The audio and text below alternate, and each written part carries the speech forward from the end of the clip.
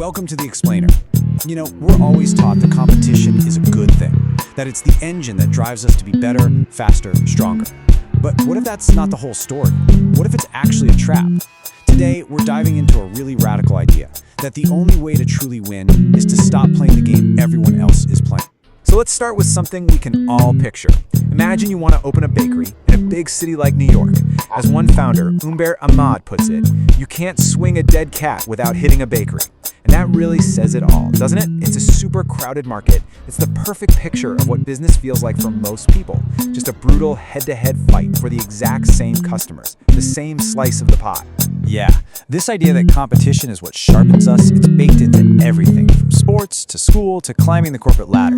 But today, we're going to unpack a totally different argument. That real, lasting success doesn't come from outplaying everyone else. It comes from inventing a whole new game. So here's our roadmap. We're going to start with the problem itself, the competition trap. Then we'll jump to a powerful idea out of Silicon Valley for how to solve it. After that, believe it or not, we're taking a little detour to 17th century France before we trace all this back to the tech giants that dominate our world. And finally, we'll ask the big question, what's the next move? Okay, let's dive right in. Section 1, the competition trap. We're going to look at why our whole view of competition might be flawed, and why winning that game just might not be worth the price of admission.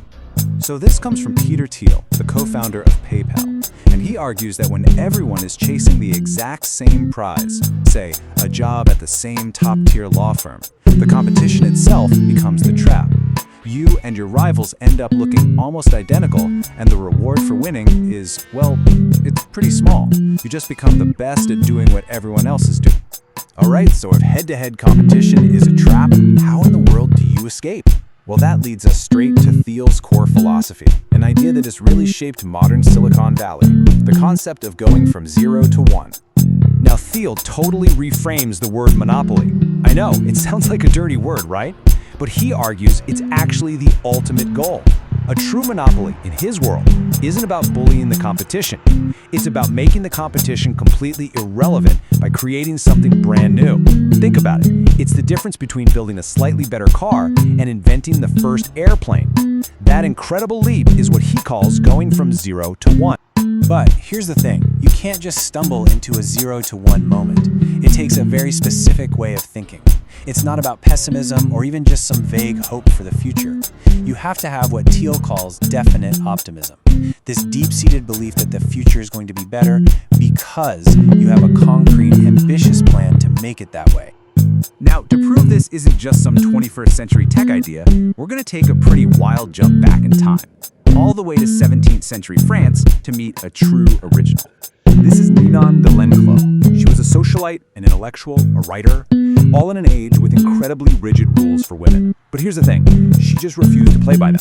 Instead of competing for a good marriage like everyone else, she created something totally new, her own intellectual salon, a place for the greatest minds of the day. She became this huge figure of influence, but completely on her own terms. She didn't win the game, she invented her own. She basically built a personal monopoly. And get this, her advice on romance is actually a masterclass in this exact strategy.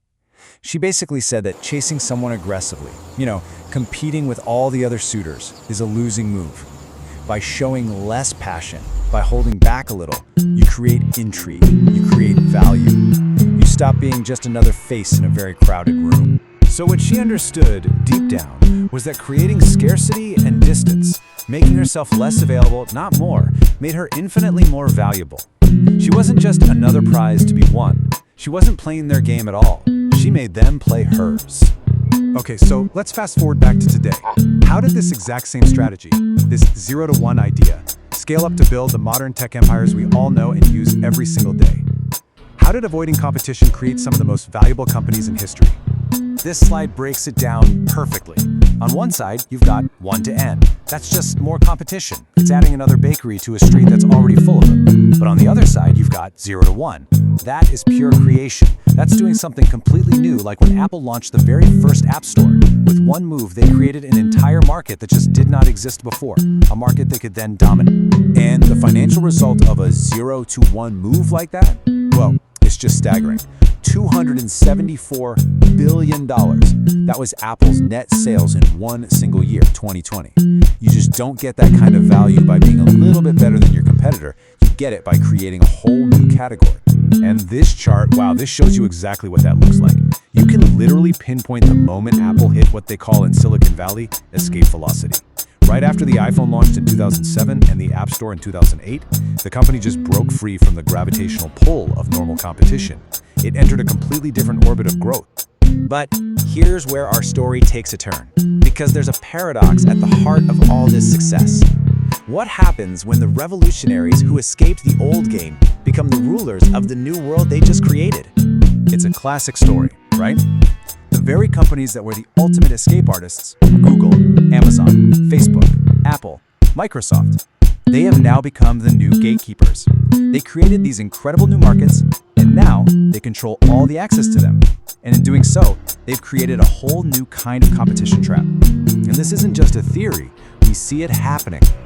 Investigations have highlighted things like Apple using its App Store control to charge developers a 30% tax, or Amazon using sensitive data from small sellers on its platform to launch its own competing products. The revolutionary has become the toll booth operator. The monopoly now makes the rules for everybody else. And this new reality, it even has a name: surveillance capitalism. In this model, the service is free because, well, we're not actually the customer. Our data, our attention, our behavior, that's the product being sold to other companies. The monopoly that was created to serve us now serves itself by mining us. So, where does all of this leave us? If the first trap was direct competition and the great escape was creating a monopoly, what's the next move? What is the game now? We've seen this whole cycle play out, right? Escaping competition leads to creating a monopoly. And that monopoly can then become a new form of control, a new arena with even higher walls. It really leaves us with a pretty provocative thought. The last great innovation was escaping the competition. Maybe the next one will be about escaping the creators.